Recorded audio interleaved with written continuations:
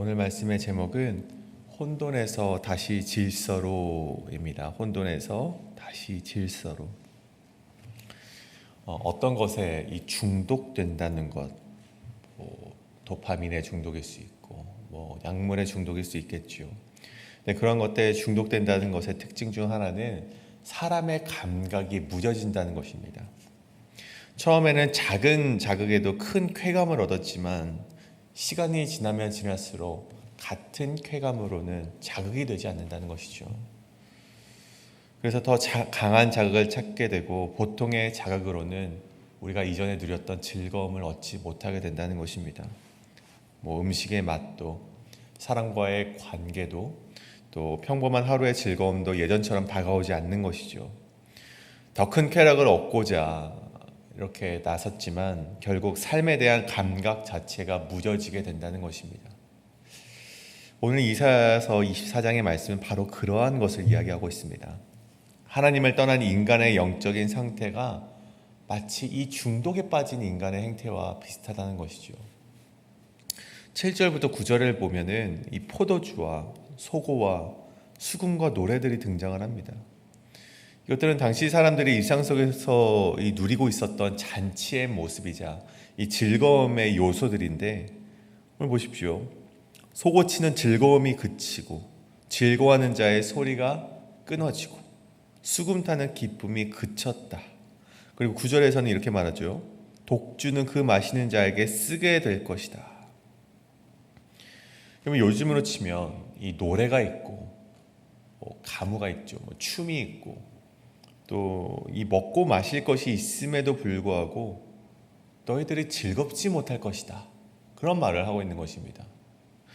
즐거움의 조건이 사라진 것들이 아니라 즐거움의 조건은 여전히 있지만, 노래도 있고 우리를 즐겁게 할 수 있는 많은 조건들이 있지만 너희는 즐겁게 되지 못하게 되었다. 그런 말씀을 오늘 전해주고 있는데, 오늘 이 본문은 그 원인을 무엇라 말을 하고 있습니까? 여러분, 오늘 성경은 그 원인을 우리의 삶의 조건이 바뀌어서 그런가, 환경이 바뀌어서 그런가, 아니면 어떤 마음의 고민이 있어서 희락과 그런 기쁨을 누리지 못하는 것인가, 그러한 것이 아니라는 말씀을 우리에게 전해주고 있다는 것이죠. 오늘 우리가 즐거움을 누리지 못하는 것, 결론적으로 말씀드리면 오늘 말씀에서는 그 원인을 하나님과의 관계가 깨졌기 때문에 그렇다, 그것을 우리에게 전해주고 있다는 것입니다. 하나님과의 관계가 무너져 버리자 땅이 쇠약해지고 심지어 삶의 질서도 흔들리고 하나님께서 주신 좋은 것들 속에서도 기쁨의 맛을 너희가 찾지 못하게 되었다. 그것을 오늘 말씀이 우리에게 전해주고 있는 것입니다. 그렇다면 여러분, 우리는 어떻습니까?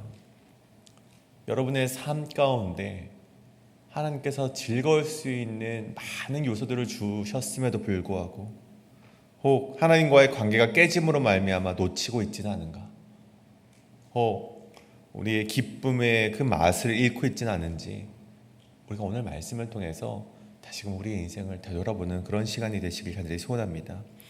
오늘 특별히 두 가지로 그 말씀을 나누어 보게 될 텐데, 오늘 말씀의 첫 번째는 인생의 즐거움을 누릴 수 있는 길, 하나님과의 관계를 회복하는 것이다 입니다. 인생의 즐거움을 누릴 수 있는 길, 하나님과의 관계를 회복하는 것이다 입니다. 오늘 1절부터 4절까지는 하나님께서 이 땅에 행하실 이 심판에 대해서 묘사를 하고 있는 장면이 기록되어 있습니다. 보십시오. 땅을 공허하게 하시고 또 황폐하게 하시고 지면을 뒤집어 엎으시며 주민을 흩으신다고 되어 있습니다. 여러분, 지면을 뒤집어 엎으시다, 뒤에 가서 우리 함께 또 나오겠지만, 여러분, 질서가 완전히 뒤집혀져 있는 상태를 말합니다.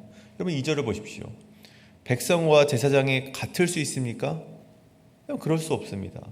종과 상전이 같을 수 없지만 오늘 같을 것이라고 말하고, 여종과 여주인이 같을 것이고, 사는 자와 파는 자가 같을 것이고, 빌려주는 자와 빌리는 자가 같을 것이고, 막 지면이 뒤집어 엎어져서 이 질서와 그런 모든 땅의 상태가 혼돈의 카오스로 들어가게 된다.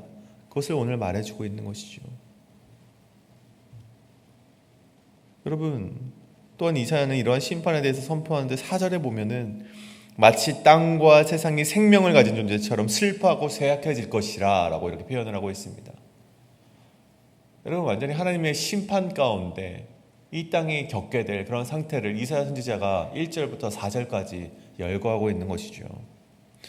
그렇다면 여러분, 그들이 이렇게 심판을 받는 이유가 무엇입니까? 여러분, 5절 말씀을 보십시오. 땅이 또한 그 주민 아래서 더럽게 되었으니 이는 그들이 율법을 범하며 율례를 어기며 영원한 언약을 깨뜨렸음이라. 여러분, 여기서 원인이 되는 이 세 가지 동사 단어가 나오고 있습니다. 율법을 범하며 율례를 어기며 영원한 언약을 깨뜨렸다.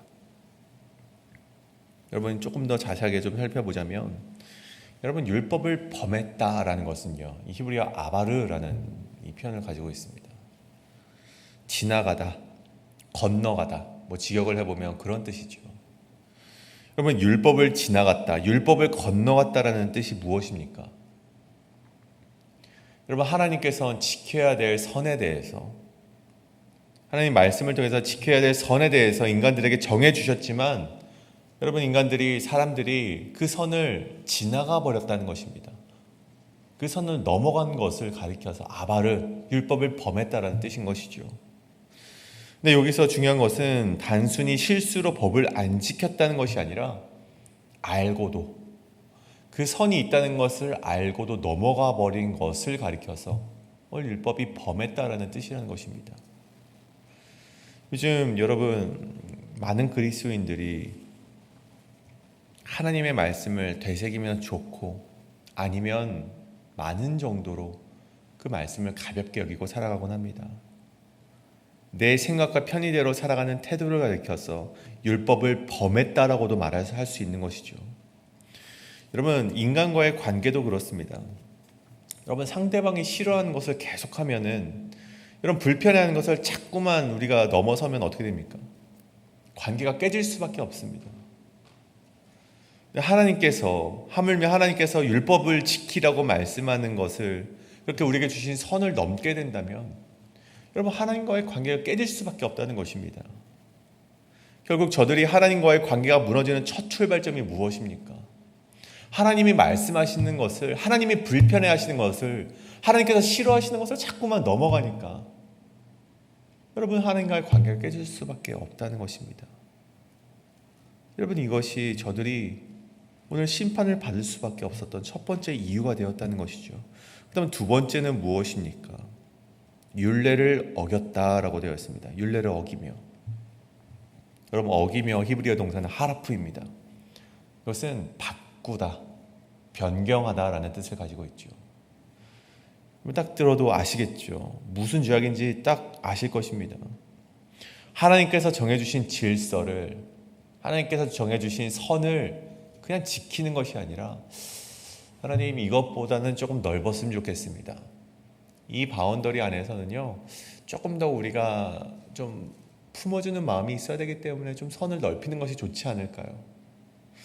하나님 아버지, 여기서는 좀 이렇게 하는 것이 좋을 것 같습니다 라면서 선을 자꾸만 넓혀가고 변경하고 바꾸는 것을 가리켜서 오늘 말씀은 율법을 어긴다라는 그런 단어를 사용했다는 것입니다.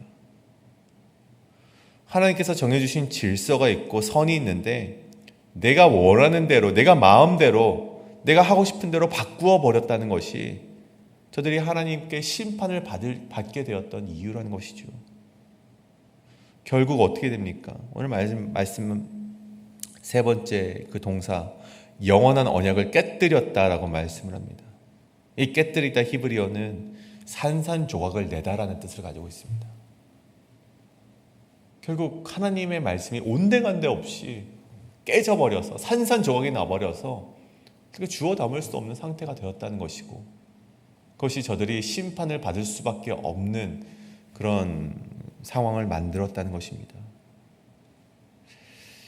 여러분, 이것이 죄가 우리 안에서 움직이는 모습과 참 많이 닮아 있음을 보게 됩니다.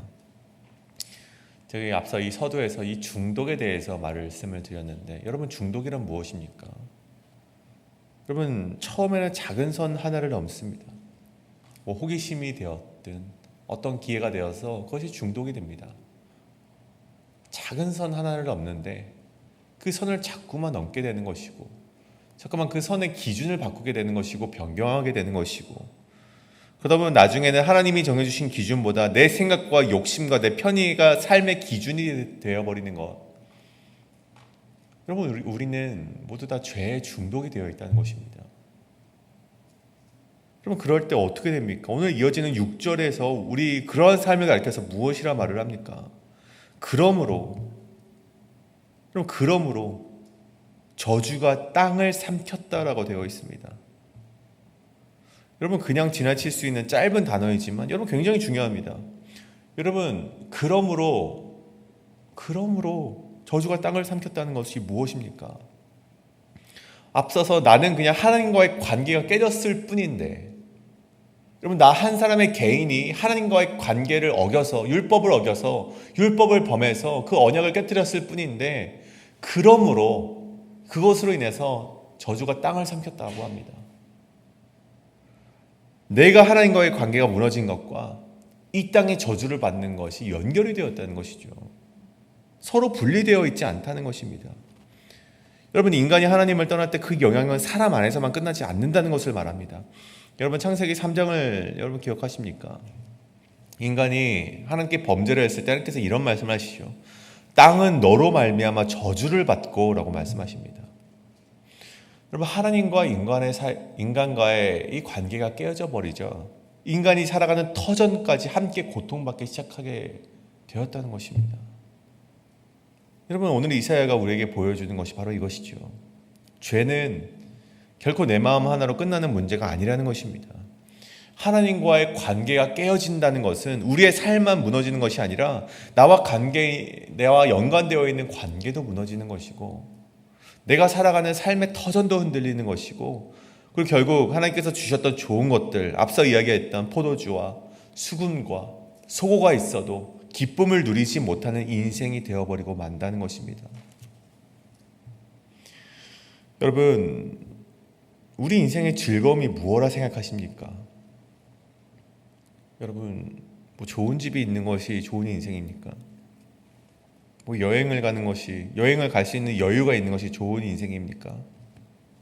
아니면 남과 비교했을 때, 그래, 나는 저 사람보다는 좀 나은 것 같은 인생이네 라고 내 스스로 만족을 하는 인생이 좋은 인생입니까? 여러분, 삶에 무엇인가를 계속 더한다고 해서 잃어버린 기쁨이 회복되는 것은 아닙니다. 오늘 이사야 선지자가 말하고 있는 것이 무엇입니까? 우리가 오늘 즐겁기 위해서는 생명의 근원 되시는 하나님께 다시 연결되어 있어야 된다고 우리에게 그토록 말을 하고 있는 것입니다. 여러분, 그래서 오늘 우리의 새벽에 하나님께 올려드릴 기도가 단순히 주님, 내가 이런 어려움이 있습니다. 하나님, 나에겐 이런 고통이 있습니다. 아픔이 있습니다. 시험지어 내가 정말 허덕이고 있습니다. 이것을 나에게도 좀 거두어가 주시옵소서. 여러분, 이러한 기도보다는 주님, 제 마음을 살펴주시옵소서. 혹 제가 주님의 그 정해주신 그 선을, 주님이 말씀하셨던 것을 혹 넘어간 것이 있다면, 혹 내가 바꾼 것이 있다면, 변경한 것이 있다면, 그로 인하여서 하나님이 주셨던 그 언약을 산산조각 깨뜨려 버린 것이 있다면 나에게 알려주시고 주님에게서 멀어진 제 마음을 다시금 돌이켜 주시옵소서. 여러분, 이것이 바로 우리의 기도가 되어야 될 줄 믿습니다. 여러분, 우리가 눈에 보이는 우리의 삶의 어려움들, 기쁘지 못하는 것들을 하나님께 내어드리고, 하나님, 내가 이것을 즐기지 못합니다. 주여, 나에게 즐거움을 허락해 주시옵소서. 하나님 아버지, 내가 이것 때문에 힘든데 돈의 문제를 해결해 주십시오. 건강의 문제를 해결해 주십시오. 여러분, 하나님께서는 우리에게 그 근본적인, 너희가 그렇게 기쁨의 그 요소들이 있음에도 즐겁지 못하는 그 원인을 자꾸만 보길 원하시는데, 우리 자꾸 표면적인 것만 보면서 여러분, 그것을 해결해 달라고 하는 그런 어린아이 같은 신앙을 가지고 있지는 않는지, 여러분, 이 새벽 우리가 함께 돌아보시고 왜 그러한 일이 일어나게 되었는가? 이것은 하나님의 그 말씀을 내가 어겼기 때문에, 자꾸만 변경하려 했기 때문에, 그래서 하나님의 그 말씀을 깨뜨려 버렸기 때문에 이러한 일이구나. 그것을 깨달으시고 오늘 이 새벽 우리의 멀어진 마음을 다시금 주님께로 돌이키실 수 있는 그런 여러분의 인생이 되기를 간절히 소원합니다. 그래서 바로 오늘 말씀의 첫 번째, 우리의 인생의 즐거움을 누릴 수 있는 길, 하나님과의 관계를 회복하는 것이다 입니다. 오늘 마지막으로 두 번째, 하나님께 돌아갈 때 우리의 무너진 삶이 다시 세워진다 입니다. 하나님께 돌아갈 때 우리의 무너진 삶이 다시 세워진다. 그럼 계속되는 말씀 10절이죠. 약탈을 당한 성읍이 허물어지고 집마다 닫혀서 들어가는 자가 없으며 라고 되어 있습니다. 여기서 약탈을 당한 성읍이라는 이 단어를 히브리어로 보니까 이 키르야 토후라고 표현이 되어 있습니다. 직역을 해보자면 이 약탈을 당한 성읍이라기보다는 이 혼돈의 성읍이라는 표현이 더 맞는 것이죠. 혼돈의 성읍. 그럼 창세기 1장에 보면 땅이 혼돈하고 공허하며 라고 되어 있습니다. 그러면 이때 혼돈과 지금 이 사용된 혼돈이 같은 단어입니다. 그러면 하나님께서 세상을 창조하실 때 아무런 질서가 잡히지 않은 상태를 가리켜서 이 혼돈, 이 토후라고 표현을 했었는데 바로 그 단어가 오늘 이사야 24장에서 다시 등장을 하고 있다는 것입니다. 여러분, 창세기 1장에서 하나님께서는 혼돈 가운데 이 질서를 잡으셨습니다.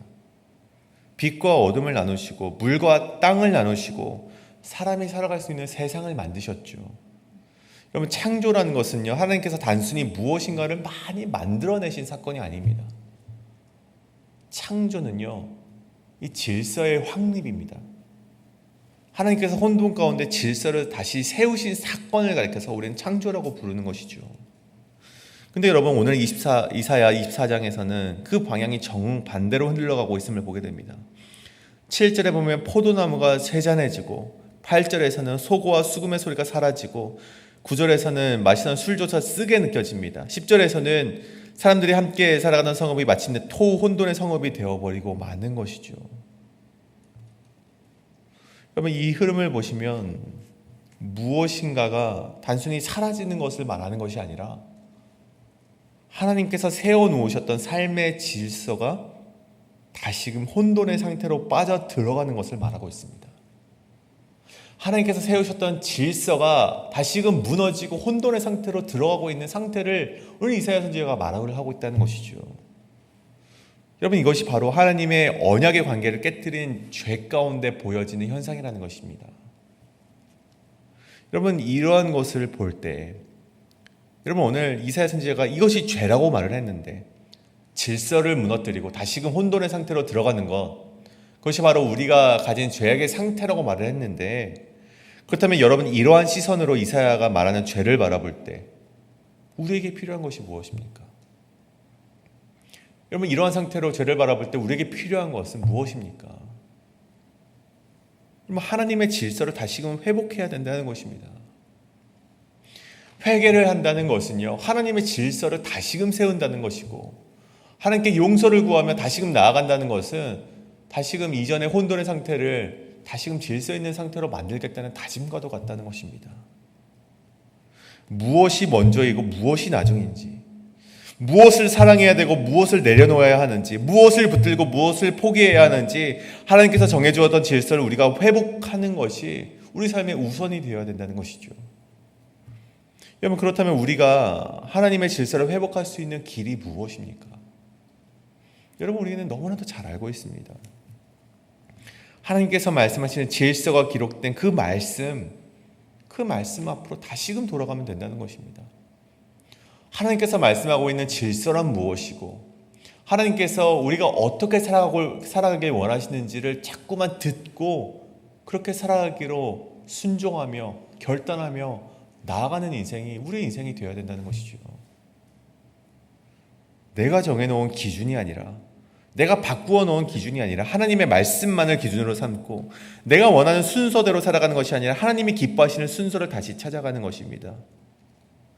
여러분, 우리의 삶에도 이미 혼돈처럼 되어버린 상황이 너무나도 많이 있죠.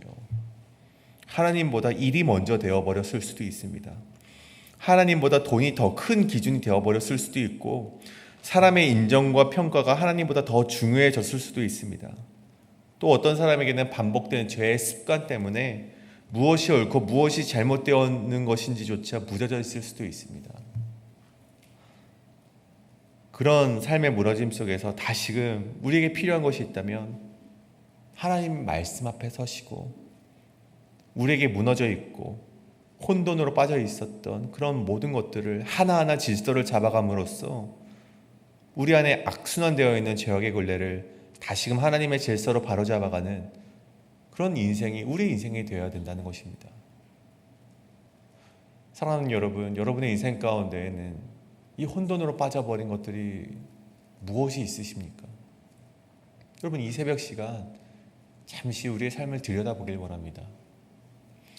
내가 하나님의 그 백성으로 살아간다고 말은 하고 있지만 꼭 그 가운데에서 하나님이 말씀하신 질서대로 살아가는 것이 아니라 내가 넘고 있는 것은 무엇인가?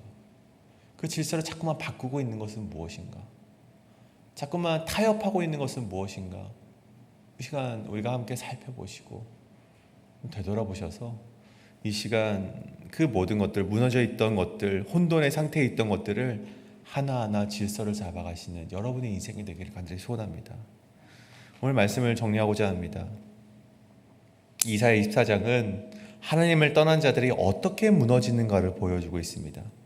하나님의 선을 넘고 질서를 내 마음대로 바꾸었을 때, 하나님의 언약을 깨뜨렸을 때 삶의 기쁨의 맛을 잃어버리게 될 것이다. 그렇게 말을 하고 있는 것이죠. 근데 여러분, 그렇게 모든 것이 끝나 보이지만 여러분, 결국 이 말씀이 우리에게 주는 메시지는 무엇입니까? 돌아오라는 것입니다. 너희는 그렇게 심판받고 끝날 인생이 아니라 다시금 돌아와서 그 영원한 언약으로 회복되어야 되는 인생이다. 그것을 이사야 선지자가 이 당시 백성들에게, 오늘 살아가는 우리들에게도 끊임없이 동일하게 주는 메시지라는 것입니다. 그러기 위해서 우리에게 필요한 것은 다시금 하나님의 질서 안으로 돌아오라는 것입니다. 여러분, 질서 안에 살아간다는 것은 때로는 우리를 구속하는 것 같고 뭔가 답답한 것 같고 여러분, 우리를 자꾸만 올가매는 것처럼 느껴지지만 여러분, 우리 어린아이들에게 질서를 잡아주는 것은 그 아이들에게 안전한 울타리가 되어주는 것과 마찬가지입니다. 마찬가지로 정말 어린아이가 같은 우리의 신앙 가운데 하나님께서 질서를 자꾸만 보여주시는 것은 이것을 우리를 구속하는 것이 아니라 우리를 안전한 하나님의 그런 울타리로서 보호해 주시겠다는 약속과 같다는 것이죠. 우리 함께 하나님이 세우신 질서를 회복하시게 되는 그런 인생이 되실 간절히 소원합니다. 다시금 말씀 앞에 서십시오. 하나님께서 말씀하신 질서가 무엇인지 깨닫고 그 질서 속에 있는 생명을 주시는 하나님과 함께 연합하는 인생이 여러분의 인생이 되어서 참된 행복과 참된 기쁨을 누리며 살아가는 인생이 저와 여러분의 인생이 되기를 간절히 소원합니다. 이것을 놓고 함께 우리 기도하시겠습니다. 기도하실 때 하나님, 내 안에 혹 하나님의 말씀을, 하나님이 주신 선을, 그 질서를 깨뜨리고 바꾸어 버린 것이 있다면 깨닫게 하시고 다시금 하나님이 말씀하신 질서가 무엇인지 알게 하시고 그 가운데 살아갈 수 있는 인생 되게 하여 주시옵소서라고 이 시간 통성으로 함께 기도하며 나아가시겠습니다.